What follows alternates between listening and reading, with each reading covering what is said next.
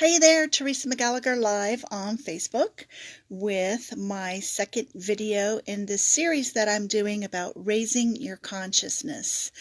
And raising your consciousness a lot of times is talked about in the ego world as like having more knowledge about what goes on in the world and looking at issues that need to be addressed. But that's not what I'm talking about. I'm talking about raising your level of spiritual consciousness so that you can have a more enjoyable, relaxing, and fun experience in life. Because what I have come to understand and know with all my heart is that life is supposed to be fun. It's meant to be joyful. It's meant to be easy. And if you are stressing out over everything, then you're missing an essential part of the knowledge that you need to perform well as a human being here. And that essential part is looking at your level of consciousness and making a commitment to raise it. There are lots of benefits to doing this, and when we're struggling at a low level of consciousness and just trying to get by and do the best we can, it might seem like too much to ask somebody to try to change their mindset, but it is well worth it.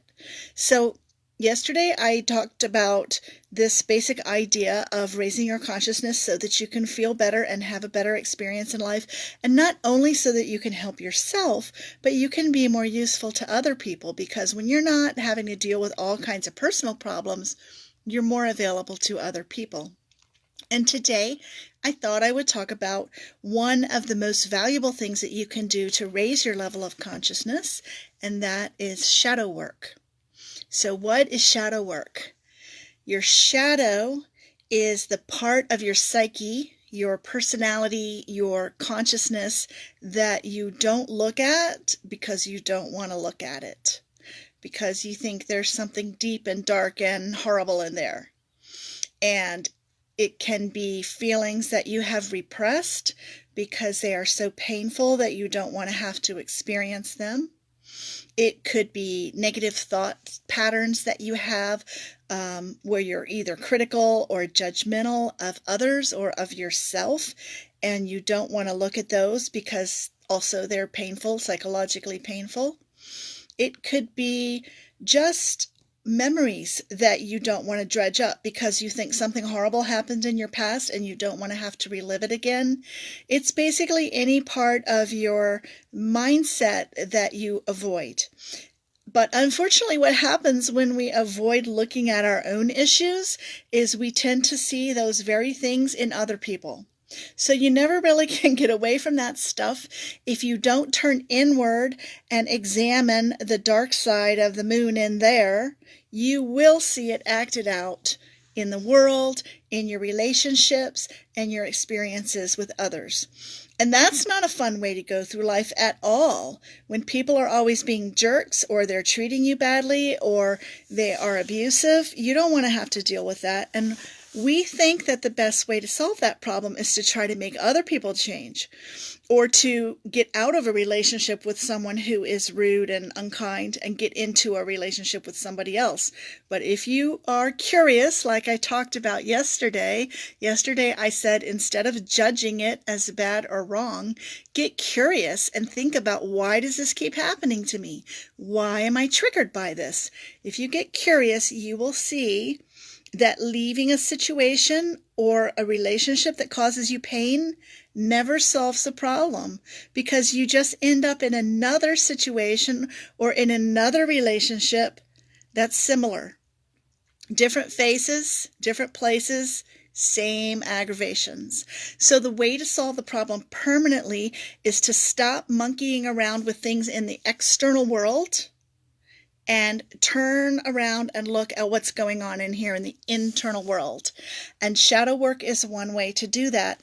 There are many different methods that you can use for shadow work. I'll talk about some of these as we go along. I'll just mention a few of them today.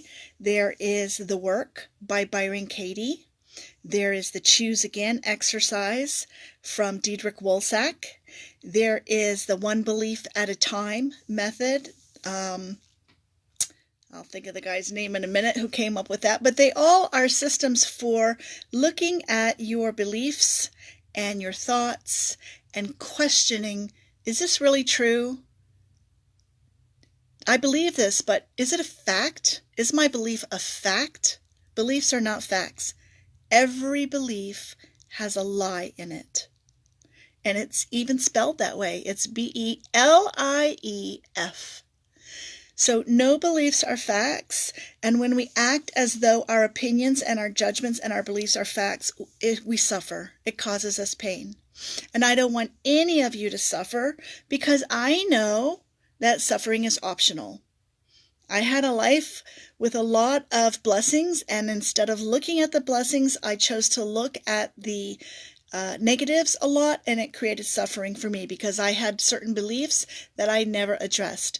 So I want to recommend to you that if you would like to have a better life and a happier life, that you think about doing some kind of shadow work. Start looking at the things that trigger you. Get curious about why this is happening to you, because you don't have to be a victim of the world. You can take control.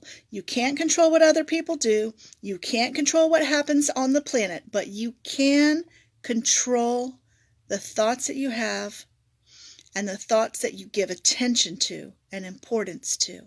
And that's where all the change starts. And it may seem like a hard thing to do, to change your thoughts, but in the end, believe me, it's a lot easier than trying to get things in the external world to change. So I'm Teresa McGallagher. Thanks for joining me this afternoon. I'll be back again tomorrow about this time with some more information on how you can raise your consciousness and enjoy your life more. See you next time. Bye-bye.